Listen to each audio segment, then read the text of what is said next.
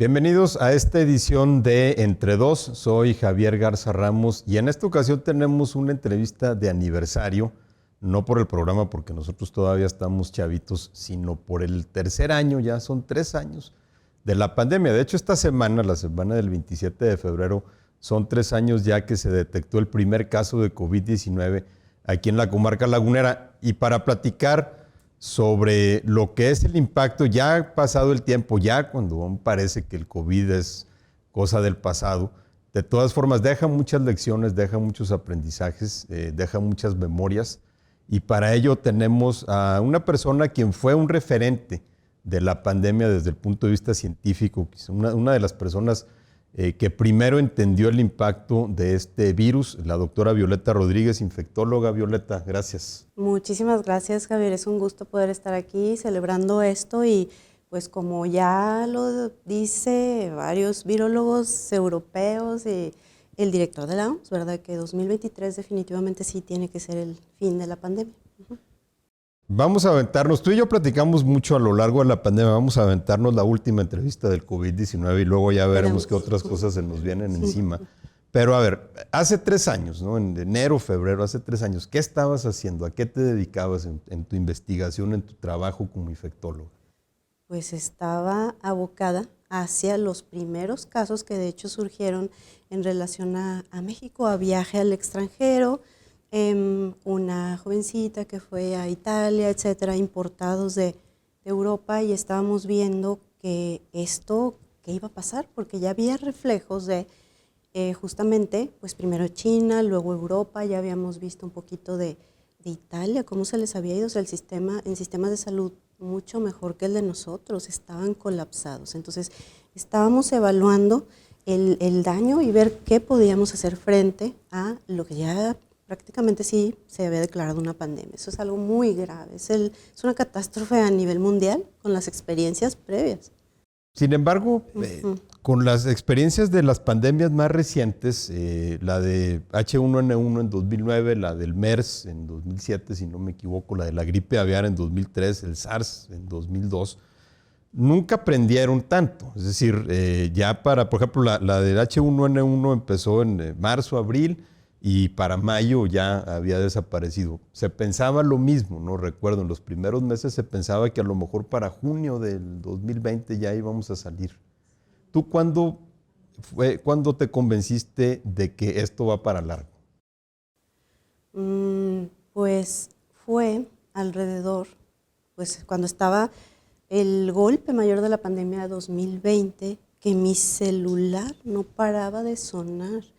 No paraban de llegar pacientes que estaban, doctora, con neumonías, o sea, el hospital estaba lleno, no había dónde ingresar, o sea, en ese punto dije, esto no va a terminar pronto. Entonces, porque era algo que nunca habíamos visto como que tan rápido, o sea, una neumonía, por eso nos sorprendía demasiado pacientes jóvenes, o sea, jóvenes de todas las edades, y en ese punto, alrededor de octubre 2020, fue algo que nunca había visto. O sea, no me había tocado, y creo que en lo que había visto de la experiencia del 2019, había casos de neumonía, pero nunca de tal grado. O sea, como me avisaban mis amigos de Madrid, de España, no es que estamos viendo que llegan con neumonías de los dos lados, pacientes jóvenes, y eso me lo avisaron antes de que aquí viéramos ese pico. Entonces yo ya estaba un poco predeterminada a eso. Y uno de mis jefes, Santi Moreno, del Hospital Ramón y Cajal, estaba ingresado en terapia antes, o sea, como un mes antes de lo más álgido, ingresó en terapia intensiva, un hombre joven, o sea, un infectólogo, o sea, y pues... Porque aquí, justo en marzo, que veíamos lo que estaba pasando en Italia, lo que estaba pasando en España, a veces no dábamos crédito de la gravedad, de la saturación de los hospitales, de las muertes que se estaban dando, pero que todavía no teníamos claro cómo nos iba a pegar o si nos iba a pegar. Ya para octubre ya había prendido como fuego en pradera, de hecho pues ya llegamos al mayor periodo de incidencia y de hospitalización, los hospitales saturados. ¿Cuáles fueron las primeras cosas que había que entender del coronavirus Porque como dices, se movía de manera muy extraña, no tenía como un patrón de a qué tipo de personas Sí, le pegaba. aquí hubo una situación que se dio en Monclova, un brote en el hospital, o sea, de pronto me estaban hablando médicos, es que mi compañero está 2, 3 médicos y otros de personal, enfermeros y otros ingresados en terapia intensiva con ventilador, o sea, 31 años.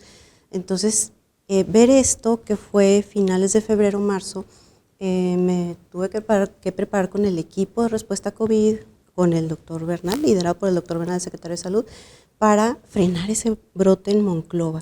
Y eso lo que estábamos haciendo era hablar con expertos, nos comunicamos con expertos de España, que ya estaban 3 meses por delante de estas situaciones y ya habían vivido muchos casos de brote, y que vimos que pues esto, una cosa que no tenían los insumos necesarios, cubrebocas en el hospital y todas esas cosas. Fue lo primero que tuvimos que ahondar en eso, ese brote.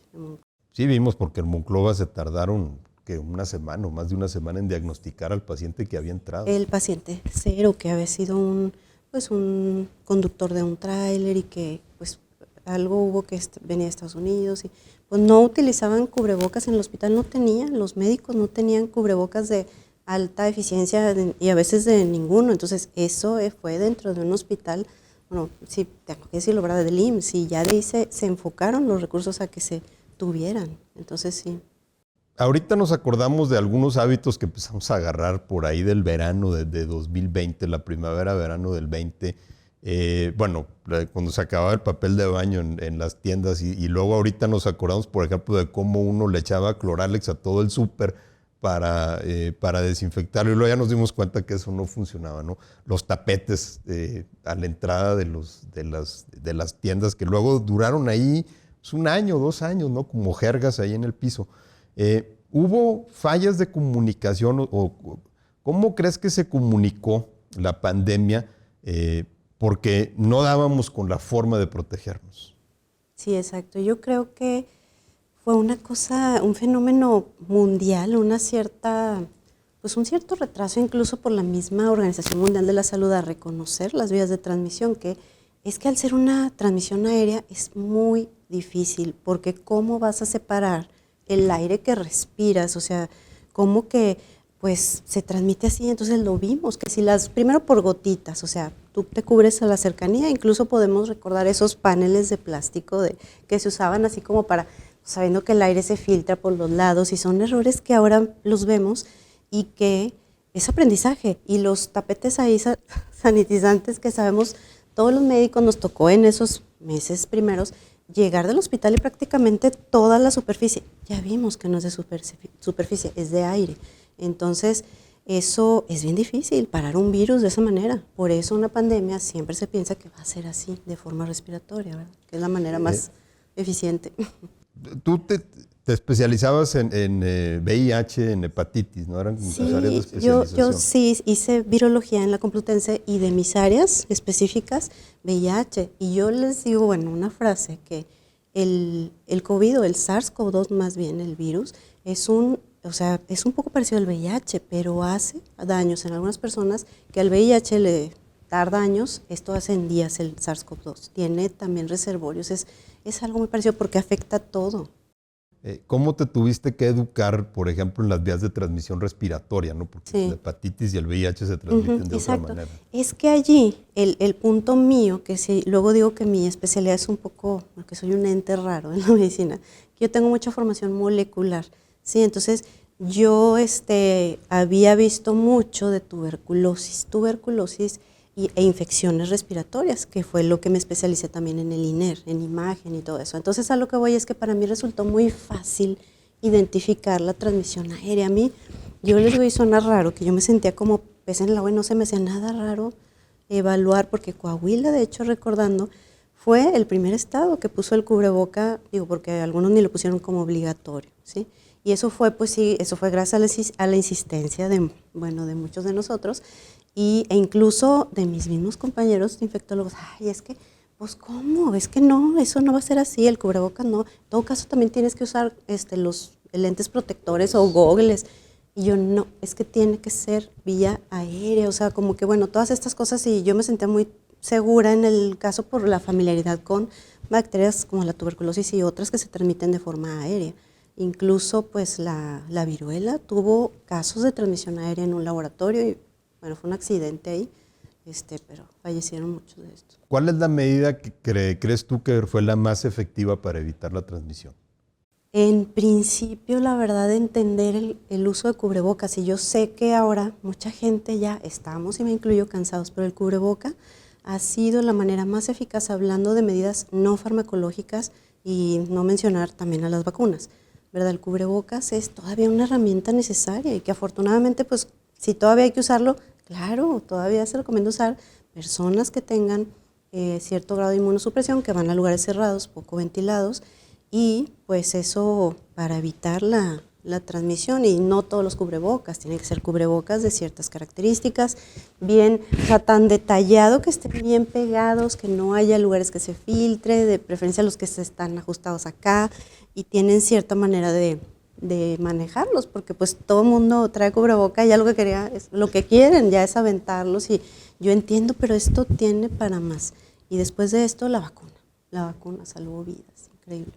Vamos a tomar en cuenta eso para la próxima pandemia, porque el consenso finalmente es que va a haber otra, ¿no? Probablemente Sí. en nuestra vida. Es decir, la pandemia de influenza española de 1918, pues es ahora sí que una vez en un siglo la gente que vivió esa ya no vive esta, pero el consenso es que a nosotros sí nos va a tocar una. Y a lo mejor porque estábamos un poco, no sé, asustados con el COVID.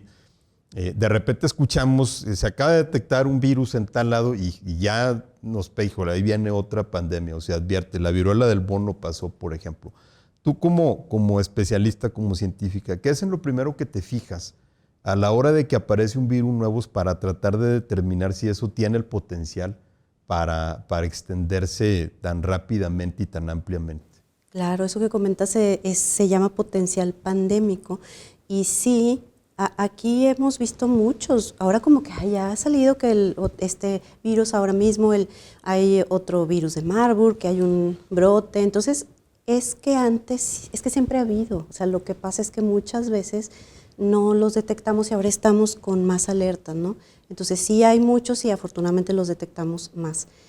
Y bueno, ¿qué podemos ver? Lo que tenemos que orientarnos más hacia los virus, tipo el virus de la influenza, que es incluso en 2009, que se logró frenar la pandemia, se tuvieron muchas alertas y se pensó que casi el que pudiera seguir es uno parecido, un virus ya sea de la influenza más que un coronavirus, o sea, así como que no se pensaba que pudiera ser un coronavirus el causante de una pandemia, por lo mismo, porque el virus de la influenza es transmisión aérea y cuando hay un virus nuevo para el ser humano es cuando pasa eso, ¿no? Y los virus de la influenza se van mutando cada año, hay miles, millones de nuevos virus, ¿sí? Que luego de las aves se combinan con algún mamífero, que está ahorita el problema del H5N1, y esos son los que estamos súper monitorizando y debemos monitorizar en todo el mundo. Todo el mundo, cada país tiene que tener una unidad de monitoreo tipo FBI o así, de virus, ¿eh? O sea, México, por ejemplo, no estaba preparado para eso.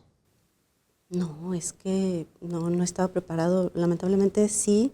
Otro de lo que pudimos ver es que, digo, si en los sistemas de salud más robustos no se vio un golpe tan fuerte por la pandemia, pues en un sistema de salud tan débil como fue el de México, lamentablemente, ahora que rescatando lo bueno, tenemos que volver a saber de la importancia de las vacunas y no al revés, ¿verdad? Pero sí, México, es que no puedo decir que México ni el mundo, el sistema de Italia, híjole, pues de Japón, ahora con China también. Eh, yo he leído varios reportajes sobre epidemias anteriores. Hay algunos que son fascinantes, por ejemplo, los de ébola en África. Y una cosa que que se ve que asombra a quienes han escrito sobre eso es el virus, los virus en general, que no son organismos vivientes en sí, como una bacteria, y sin embargo parecen que tienen la suficiente inteligencia como para saber cómo sobrevivir. Incluso lo vimos con el COVID, las primeras versiones eran mucho más mortíferas, ¿no? Y una de las razones que dicen es que el virus evoluciona y ya no mata tanto, porque si mata tanto el virus también se muere.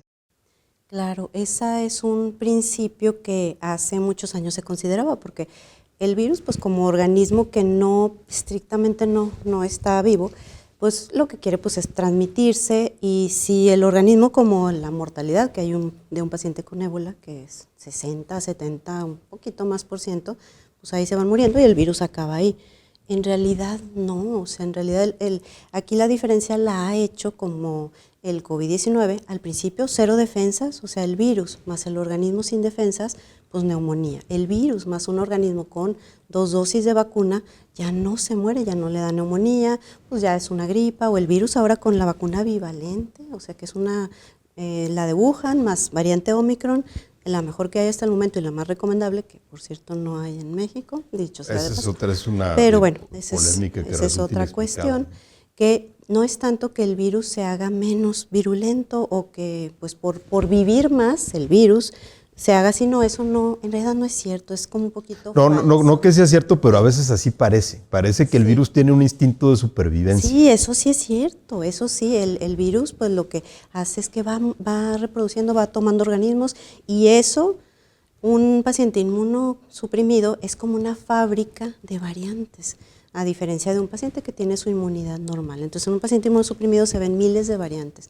Es como con un paciente con VIH, que no está en tratamiento, no hay un solo virus igual, o sea, se hace y se tipifican y son miles de virus diferentes, se llaman cuasi especies. Entonces, por eso es fascinante. De hecho, nuestro organismo, nosotros tenemos 8% de retrovirus en nuestro material genético. O sea, en algún momento el virus se unió para sobrevivir también el ser humano. Entonces, es muy interesante todo eso. El virus es interesantísimo. Eh, una de las cosas que vimos también con las olas, ¿no? Que no veíamos, no seguían así como un patrón definido, porque uno pensaba, por ejemplo, los virus respiratorios pues pegan más en invierno, y resulta que aquí la ola más fuerte fue en otoño, después tuvimos una fuerte en verano. Pero, por ejemplo, en el 2020, después de que pasó la primera ola, que fue en el verano, como por ahí de agosto bajó mucho, empezamos a caer en cierta complacencia. Empezó mucha gente a hacer fiestas, a volverse a juntar, y luego salían las fotos ahí en las redes sociales, ¿no? ¿Qué pensabas tú cuando veías a esas personas? Bueno, yo la verdad es que sí, veía los anuncios, y bueno, aquí el ejemplo de una boda de 700 invitados con el resultado de muchísimos contagios y no había lugares en los hospitales y se tenían que ir a Monterrey. Entonces yo eso sí lo veía, pues la verdad es que como que ya teníamos cierto conocimiento y no, o sea, yo entiendo pues la cuestión pues de que el cubreboca, o sea, básicamente era como que había una aversión a algo que ya sabíamos que nos beneficiaba y que evitaba infecciones, y no solo SARS-CoV-2, sino podemos ver el ejemplo de la influenza. ¿Cuántos casos hubo? Bueno, ya hablando un poquito más avanzado, en 2020 bajaron mucho, 2021 prácticamente no hubo, ya hasta 2022, y eso hay que recordarlo, o sea, sí se beneficia mucho. Yo lo que pensaba es que no, esto se va a multiplicar, o sea, esos eran fenómenos de dispersión exagerada, de contagio. Otra de las cosas que ocurrió paralelo a la pandemia fue la llamada infodemia, muchísima desinformación, en donde la desinformación, los rumores, las mentiras, las exageraciones corren mucho más rápido que la información sola. Entonces ya para cuando tienes los elementos para desmentir algo, ya esa mentira tomó carta, ¿no? ¿Cómo crees que debemos educarnos, los que no estamos en eso, para entender cuál es el impacto de una epidemia? Porque así como empiezan como epidemias. Claro, es que sí estuvo muy difícil lo de la información, o sea, de pronto muchos ya eran los expertos en COVID y luego aprovecharon los movimientos antivacunas, o sea, a comentar que si la vacuna, el que la había hecho era ahora el que estaba más dirigiendo ese movimiento, y yo creo que aquí hay que enfocar en informarnos en justamente los que sean especialistas. Por ejemplo, todo el mundo, hemos oído del doctor Alejandro Macías, que estuvo al frente de la pandemia en 2009, y en especialistas de ese tipo, porque a lo mejor había otras especialidades que, no sé, nefrólogos y que ya estaban bueno, como expertos en COVID y nunca, no, pues nunca va a ser lo mismo, o sea, como que hay huecos, o sea, definir las fuentes. Y la fuente también siempre confiable, pues va a ser la Organización Mundial de la Salud, todo lo derivado todavía actualmente, cada semana hace su informe y sale publicado y hay que ver bien, ¿no? Quién, como dentro de lo que se pueda, cuál es la fuente, para no creer esto. Ahora, ¿cómo viste tú que actuamos los medios de comunicación? Pues la verdad es La que yo verdad, la pienso verdad. que, o sea, a mí me dejabas muy gratamente sorprendida por la información, no es porque esté contigo, porque no es fácil. Como yo decía, qué raro que yo diga, es que yo lo entiendo tan bien, pero ¿por qué no lo entienden las personas? Pero al momento de hablar por ejemplo, contigo, o sea, tenías muy claro todo lo que es la transmisión, o sea, coincidíamos en muchas ideas, o sea, yo no me esforzaba demasiado en, no sé, en corregir, a diferencia de otros medios, pero bueno, yo lo que creo es que uno puede saber mucho, pero hay que transmitirlo de manera fácil. Entonces, si me voy a lo complicado, pues no van a entender, entonces es más fácil. Y yo siempre decía, a ver, ¿con quién vas a compartir el aire que respiras? Y lo que te decía hace un momento, que cuando el cólera nos enseñó no a purificar el agua, ahora mismo pues el aire que respiras. Y la salud no es solamente la salud del ser humano, de los animales y del medio ambiente, el concepto de una sola salud. Si nosotros como ser humano estamos invadiendo la selva, pues claro que van a salir virus, porque estamos cazando a los murciélagos. Los murciélagos son un organismo increíble, que ellos no se enferman, pero tienen estos virus, o sea, así ha sido el SARS-CoV-1, 2003, el MERS, 2013, pues más o menos ahí han 10 años, y ya estaba predicho esto un poquito por virólogos. La siguiente pandemia va a ser respiratoria. Definitivamente. Y pues hablando de los brotes y todo, porque la historia del ébola es muy interesante también, de que claro que es también respiratorio, pero es más por todos los líquidos corporales. Y el hecho es que sí tenemos que trabajar y aunque como que, ¿sabes qué nos ha enseñado la pandemia desde el 2018, la gripe española? Que tenemos demencia, o sea, se nos olvida muy rápido. Sí, se nos olvida todo eso, o sea, incluso es esa frase ahí muy famosa, ¿no? De que no hay memoria, tenemos que recordarlo, recordar esto del aire, o sea, no es de que vamos a volver a los mismos hospitales sin ventilación, porque así se transmite por el aire. Digo, porque nosotros vamos a seguir viendo los impactos de la pandemia durante años, ¿no? Vamos a ver el impacto emocional, por ejemplo, en las familias que perdieron seres queridos, en los niños que estuvieron un año y medio encerrados.